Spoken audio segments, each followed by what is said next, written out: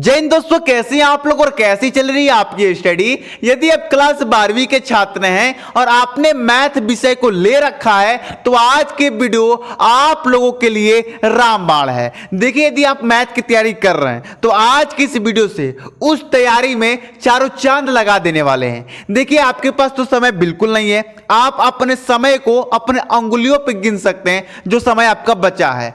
तो इसमें लेकर बच्चों को टेंशन है कि सर फिजिक्स किस तरह पढ़ें, सर केमिस्ट्री किस तरह पढ़े, सर मैथ किस तरह पढ़े, ये तो बताइए।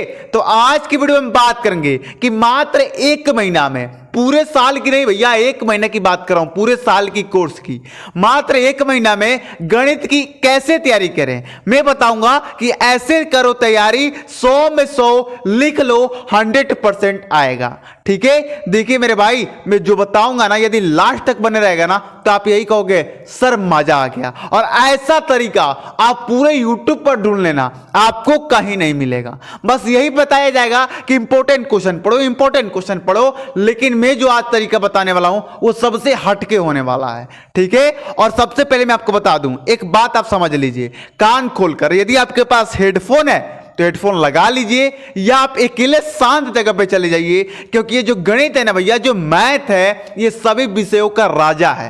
कौन कौन राजा मानता है कमेंट करके जरूर बताना। ठीक है, चलिए सबसे पहले हम इस रणनीति को समझेंगे।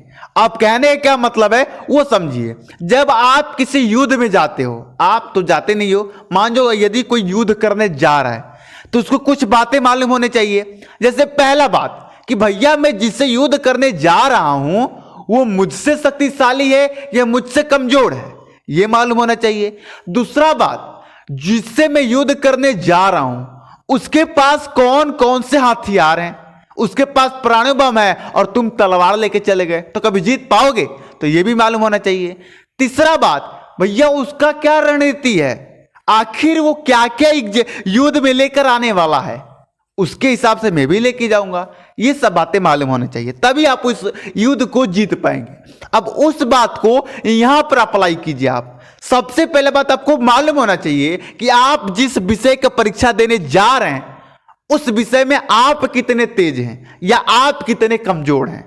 तो आप जानते हो, मैं तो जानता ही नहीं हूं। मैं तो आपको YouTube पढ़ाता हूं, घर पे तो बुला के पढ़ाता नहीं हूं या घर पे जाके पढ़ाता नहीं हूं। तो आपको कमेंट करके बताना है कि आपने, देखिए आपका मैथ का तो 1 से 13 चैप्टर हैं, आप 1 से 13 चैप्टर में कितने चैप्टर को पूरा हल कर चुके हैं, ये आपको कमेंट बॉक्स में बताना है। और यदि अभी तक आपने मैथ का बुक देखा भी नहीं है ना, तो आज की वीडियो से आप देख भी लोगे, 100 में 100 फोड़ के आओगे। बस इस तरीका को 1 महीना लगातार रुकना नहीं है, अपना लिए तो।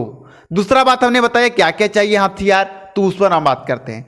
देखिए, समय हमारे पास 1 महीना है और मैं आपसे बात करूं कि आपका जो मैथ का पेपर बनता है उसमें जो क्वेश्चन आते हैं वो सभी के सभी क्वेश्चन आपके संपूर्ण एनसीईआरटी किताब से आते हैं। ये एक बहुत बड़ी खुशखबरी है मेरे भाई। फिजिक्स में क्या होता है, क्वेश्चन बाहर से भी आते हैं, घुमा फिरा के क्वेश्चन पूछे जाते हैं। मैथ में जो होता है ना, प्रश्नवाली 1.1 का 4 नंबर क्वेश्चन डायरेक्ट आ जाता है, इस तरफ पूछा जाता है भैया, कोई घुमा फिरा के नहीं, डायरेक्ट टू डायरेक्ट क्वेश्चन छपते हैं एनसीईआरटी बुक से। जो मैथ का पेपर बनाता होगा ना, वो एनसीईआरटी बुक बगल में रख के बनाता है। इतना समझो, इतना ज्यादा डायरेक्ट टू डायरेक्ट आता है एनसीईआरटी से। तो जो एनसीईआरटी पढ़े हैं वो तो बवाल मचा देंगे। अब जो अलग अलग प्रकाशन के बुक पढ़े हैं, मैं किसी भी बुक का प्रचार नहीं कर रहा हूं, लेकिन जो अफवाह में पढ़ के जो महंगे महंगे बुक लेके पढ़े हैं भैया, वो सावधान हो जाइए, क्योंकि साफ साफ जो आपका यूपी बोर्ड है वो पूरे एनसीईआरटी को फॉलो करता है। और यदि आपने एनसीईआरटी एक भी चैप्टर नहीं पढ़ा है, वो सब मैं बताऊंगा आपको कैसे पढ़ना है।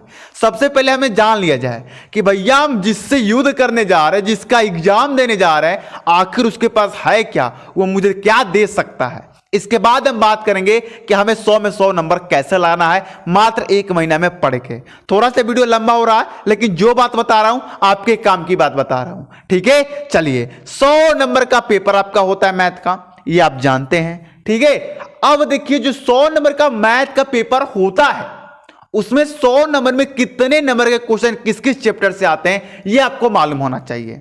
ये अभी नहीं बता रहा हूं कैसे तुम्हें तैयारी करना, ये अभी नहीं बता रहा हूं, ये तो अभी जो जानकारी आपको होना चाहिए वो जानकारी दे रहा हूं। अभी तो इसके बाद टेलर, ये तो अभी टेलर है, फिल्म अभी बाकी है मेरे भाई, लास्ट तक बने रहो। ठीक है, देखिए आपका जो 100 नंबर का पेपर बनता है ना, उसमें 44 नंबर का क्वेश्चन तो सिर्फ कलन चैप्टर से ही आता है।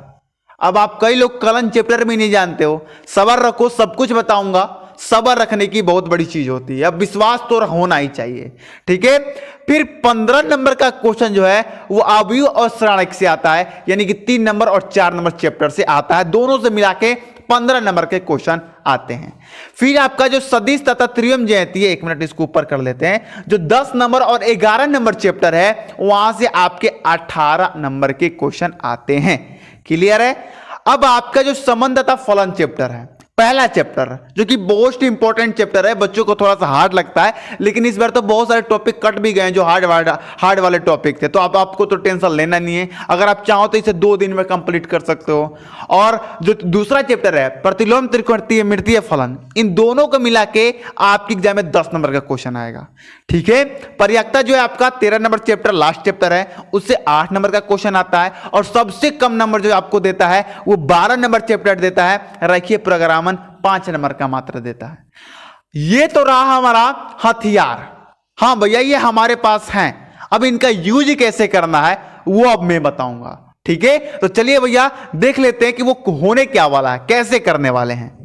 तो चलिए भैया उस प्लान को, उस तरीकों को हम देख लेते हैं। उससे पहले यदि अभी तक आपने वीडियो को लाइक नहीं किया है ना, तो भैया देख लो तुम बहुत गलत कर रहे हो, बहुत गलत कर रहे हो। बहुत मेहनत लगती है भाई वीडियो बनाने में, बहुत ज्यादा मेहनत लगती है।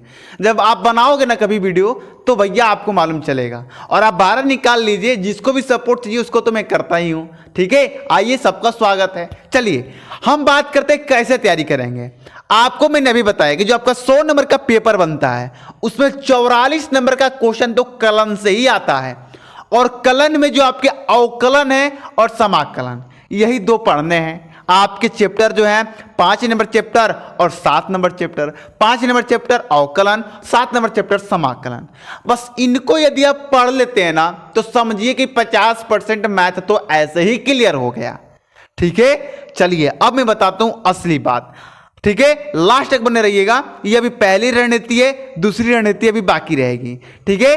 अध्याय नंबर आपको 5 और 6, देखिए अभी मैंने आपको बताया कि पूरा पेपर में जो क्वेश्चन आते हैं पूरे के पूरे एनसीईआरटी से ही आते हैं, उससे बाहर तो आते ही नहीं। यदि आप केवल एनसीईआरटी एक्सरसाइज ही पढ़ के चले जाते हो ना, और जो उसके एग्जाम्पल दिए होते हैं, जो बुक में एनसीईआरटी बुक में जो उदाहरण दिए होते हैं, यदि उनको भी तैयार कर लेते हो तो भैया तुम्हें मैथ में बवाल मचाने से कोई नहीं रोक सकता है।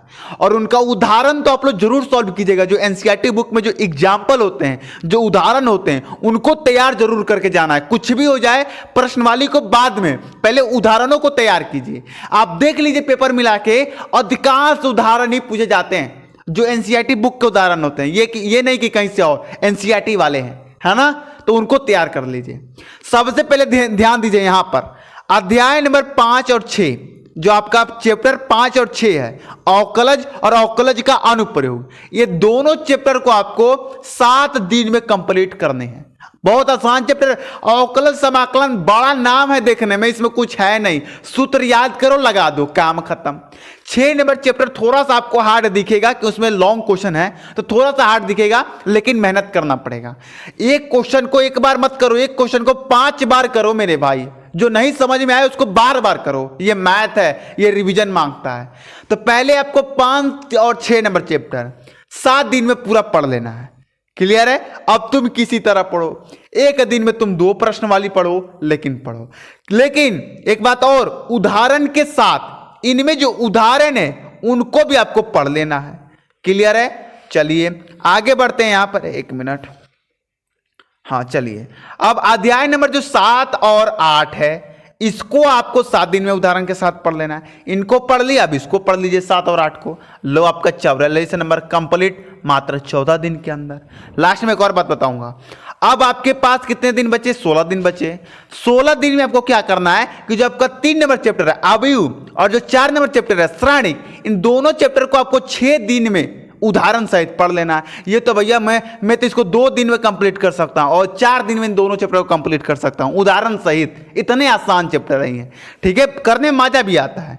चलिए, तो हमारा यहां पर कितना, कम से कम हमारा 59 नंबर का काम यहीं पर लपट गया। काम खत्म हो गया। अब जो चैप्टर बचे हैं, अब तो चैप्टर क्या बचा भैया, अब हमारे पास कितना दिन बचा, 10 दिन ही बचा। ये 6 दिन खत्म कर दो तो 10 दिन में हम इतने चैप्टर को थोड़े पढ़ पाएंगे भैया। तो इनको कैसे तैयार करना वो देख लीजिए। पहले इन सभी चैप्टरों को, इनके सभी सूत्रों को एक जगह लिखो, एक कॉपी बना लो सूत्र का, इन सभी चैप्टरों का सूत्र उसमें लिख डालो, इनको याद करो। अब पहले सूत्र लिख दिए, अब उनको याद करो, ध्यान से समझना।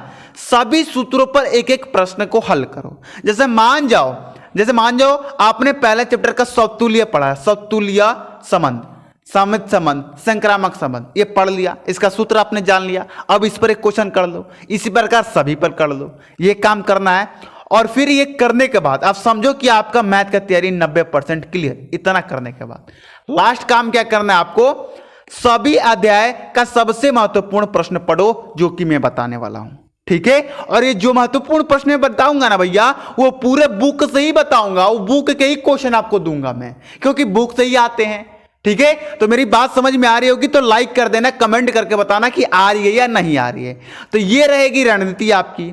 और यदि आप चाहते हैं कि ये जो चैप्टर मैं कह रहा हूं एक हफ्ता के अंदर आपको पढ़ने के लिए, आप चाहते हैं कि मैं स्टार्ट कर दूं चैनल पर ही, एक हफ्ता के अंदर मैं ही पढ़ा दूं, तो कमेंट आप लोग जरूर कीजिएगा। यदि आप सभी लोग मैथ यस लिखकर कमेंट करते हैं, क्या मैथ यस लिखकर कमेंट करते हैं, अगर कम से कम 20 लड़के का भी कमेंट आ जाता है ना, तो मैं तैयारी स्टार्ट कर दूंगा मैथ का। मैं ही इन सभी चैप्टर को वन शॉट में पढ़ाऊंगा, एक ही वीडियो लेके आऊंगा, 5 नंबर चैप्टर को खत्म कराऊंगा, एक ही वीडियो लेके आऊंगा, 7 नंबर चैप्टर को खत्म करा दूंगा, इस तरह कराऊंगा। और इसी रणनीति से आपको अभी तैयारी शुरू कर देनी है, सभी सूत्रों को याद जरूर कर लेना है, ठीक है। चलिए दोस्तों, मिलते हैं अगली वीडियो में, हमें जाने की इजाजत दीजिए। और आज की वीडियो कैसे लगी बार बार बोल रहा हूं, कमेंट करके आपको बतानी है। मिलते हैं अगली वीडियो में। जय हिंद, जय भारत।